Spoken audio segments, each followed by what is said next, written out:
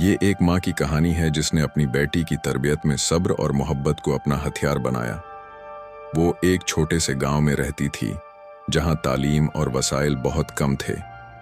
उसका शौहर दुनियावी मसाइल में मसरूफ रहता, मगर ये माँ हर दिन अपनी बेटी के लिए दुआ करती और उसे नेकी की राह पर चलने का सबक देती। बेटी अक्सर खेल कूद या छोटी छोटी गलतियों की वजह से मायूस हो जाती और लोग कहते, ये बच्ची कभी बड़ी काम नहीं कर सकती।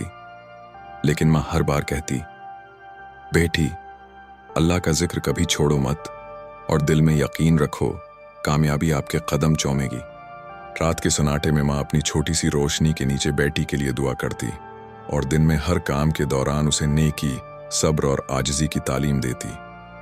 माँ की मोहब्बत और दुआएं इतनी खालिस थीं कि बेटी का दिल इनसे भरपूर हिम्मत पाता।